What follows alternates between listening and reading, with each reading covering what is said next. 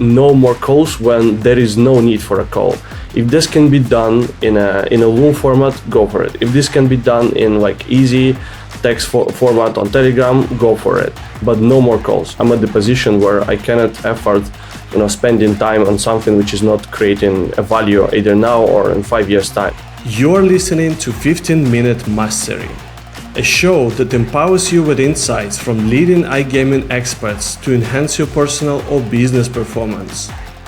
The show is brought to you by the AI-powered data analytics platform Blask and supported by tech-driven affiliate and media company Already Media, Lala Stars, the leading casino partnership program, and Next.io, the world's iGaming community.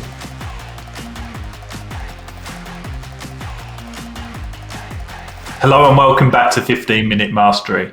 Today we're pulling back the curtain on productivity with co-host Dmitry Belianin. Dmitry is a hands-on investor, frequent traveller and prolific content creator, and he juggles multiple roles seemingly with ease. But the question we want to ask today is, what's the reality behind this high-performance lifestyle? Dmitry, we're excited to learn about your strategies for getting things done and staying sharp in this fast-paced industry. Hey John, always nice to be here, and let's go. So let's set the scene. Can you walk us through what a typical day looks like in your busy schedule?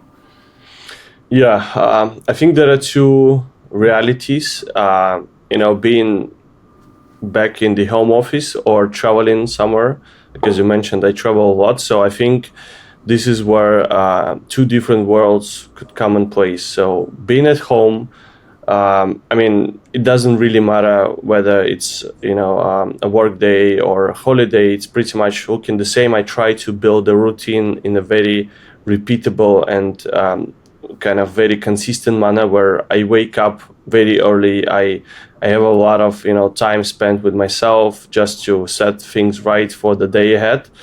And then usually, it's a lot of calls. It's a lot of, short meetings. It's a lot of, always happening online. This is where I avoid a lot of travel, a lot of time spent on the travel, and I try to, keep these calls less than 30 minutes most of the time to be able to fit as much of them as possible. And usually, it's a lot of calls. It's a lot of, chatting on the messengers, groups, emails, and just spending a lot of time in front of my laptop. But usually it's like 10 to 12 hours work day spent every single day, I think, since December last year. Mm. I think you're being pretty modest there with that 10 to 12, considering I get messages at all hours of the day and night.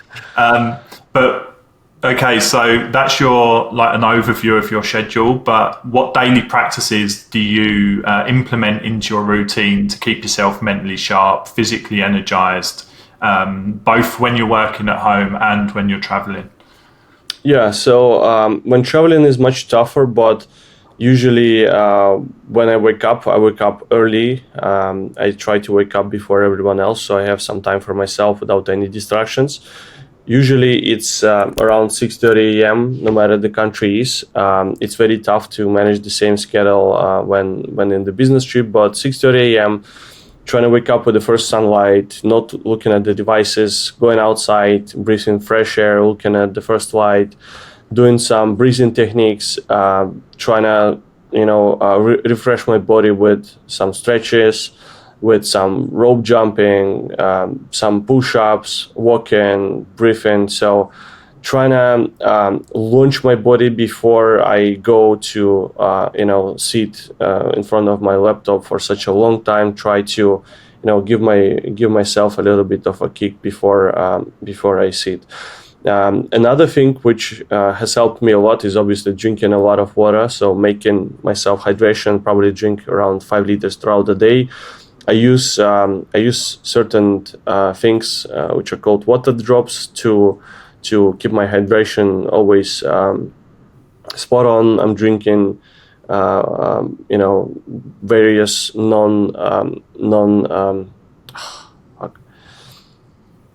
So yeah, I'm using something which is called water drop, which is like no sugar, no artificial I'm using something which is called water drop, which is just like the easy supplement to keep me hydrated in a very smart and engaging manner, where you can taste different tastes to drink water, but still at the same time just to make this water feel different all the time. And yeah, when the day starts, I try to be very focused on the things happening in front of me, the calls, chats, some productivity and stuff like that. So I try to not be distracted on any of the calls coming from the outside. So it's impossible to give me a call throughout the day. Most of my messengers are blocked from the calls. You cannot call me on the cell phone line. Even if the courier is coming, there is always someone at my house who, opening the door, etc. So I keep myself as much further away from distractions as possible. And I think this giving me an opportunity to be as focused as much as possible. I try to keep myself less distracted on the chats during the calls, because I think I mentioned this in one of my early essays. If you feel like you're wasting the time on the call, you should be leaving this call immediately, right? And I think most of my calls throughout the day, they look like calls where I'm the one or either one of the few people who are creating some impact on the call, rather than just being someone who is listening for the call. If there is me and there is a need for me to be listening to something, I'd rather read it, because it just saves me like 30 to 40 something minutes of being on the call. So I think, yeah, to summarize this, everything I just said, trying to set my day right with spending time with myself, no distractions, no screen light, going outside, breathing some fresh air, looking at the first light, some little body physics practices, and then when throughout the day, just blocking myself from any possible distractions, and prioritizing the schedule in the way where I don't have any meetings or conversations or calls where I'm wasting my time or being unproductive. So one of the key things that I've noticed over your evolution over the past 9 months is how you delegate and manage your workload. How do you decide what to delegate and what to handle personally? Yeah, I think it's a very good question, and I think a lot of, especially young managers who come through the phase of scaling of their teams, they've been either afraid to delegate because they feel like attention is drowning from them, and they're losing their power and they're losing their impact. So I think this is where I'm coming from the completely opposite direction. And since day one, even early in my career, I was a big fan of delegation and empowering against being a bottleneck and doing everything myself. Obviously, I'm still being a bottleneck in so many places, but it's just a process of a natural evolution of what we're going through right now. If you think about the organization we're building, just for a sec, it's almost 1,000 people combined within all the companies within the group right now. And if you think about the approach we've taken since day one, it was very hands-on, very operationally involved, very straight into the business rather than advisory or consultancy format. So this is where I found myself insanely exhausted and being a biggest bottleneck on the planet. So what I think I started applying, and this is what I've always done in the past, is the 80% rule. So if there is something which can be done 80% as good as you could have done it yourself, then you should go for it, right? Every single time there is something I'm doing, I'm asking myself this question. If this task can be done by someone within the organization, or there is someone whom we need to hire to be able to do something, right? I think when you ask this question and apply this, or like try to think about it from the perspective of every single process you're dealing with daily, you see this whole thing so clearly, then you can understand, okay, this could be done by, the content manager. This could be done by head of operations. This is like a head of affiliates role. This is like business development role, etc. So you start understanding, all right, I'm not the one who is like, doing everything on my own. I'm the one who needs to set things right and delegate things right. So I think delegation has been probably one of my biggest lessons throughout my almost 10 plus years top management career, where I started, thinking less about, being afraid of someone taking my role, and thinking it from the perspective of, okay, I need to bring in more smart people. I need to empower these smart people, and I need to, give them the opportunity to reveal their hidden talent and to be able to replace myself, which is great, right? But not replace my role or replace, my place in the company, but replace myself from some of the routines which business has daily, and then so I can be able to, go higher onto the new journey, and to be able to, go back to like visionary things. Because like let's take our organization, right? Media is the big part, and media is the big part of the leverage. And you've been on this journey, with me since day one, and even since day -1, right? And you've seen it all, how it's been built, and how the whole content was written, how everything we've done in the past, and you're the part of this process as well. So tell me, as someone who's seen it all from the side, how this like delegation rule applies, how we try to juggle all these complex content schemes and frameworks in all place. Yeah, no, it's a good question, because I think that, like you say, media leverage is a big part of the strategy, but sometimes, and we know we've had this feedback personally from people on the outside, is how can you be everywhere at once? How can you be publishing on LinkedIn? How can you be publishing these enormous newsletters, yet still oversee 8 businesses that you're invested into, right? And the answer to that is very simply systems. If you take the content system, for example, the process for writing content has roughly 4 stages. You've got ideation, you've got the knowledge, you've got the writing, and then the publication, right? The publication doesn't need to be handled by you. Even the writing doesn't need to be handled by you, right? Because that is just how you articulate a specific idea. However, the knowledge absolutely needs to come from you. There's no way of scaling that or delegating that.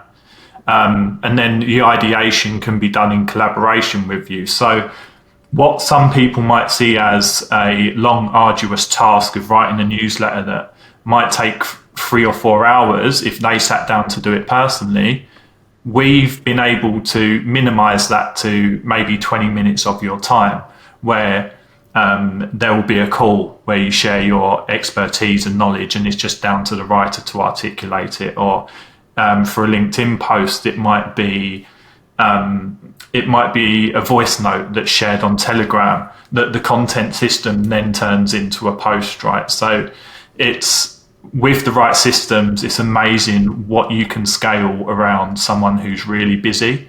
And although it does give the impression that, what else is he doing with his time? It's just a very specific and I'll say smart approach to scaling a expert's expertise. So the other thing that I'll just dive into next is, obviously, one thing that comes within your role and everything that you're involved in at the moment is you do have a lot of demands placed on you, right? And with so many opportunities, there's so many things you can do. How do you decide what to say no to? Can you share an example of a time when saying no was crucial to your productivity? Yeah. So as I mentioned, the organization right now in the state where we got 8 companies, they're on the various stages.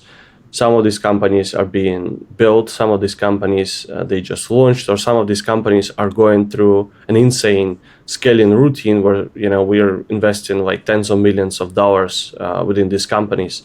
So this is where demand towards my time is becoming one of the biggest problems I have ever had.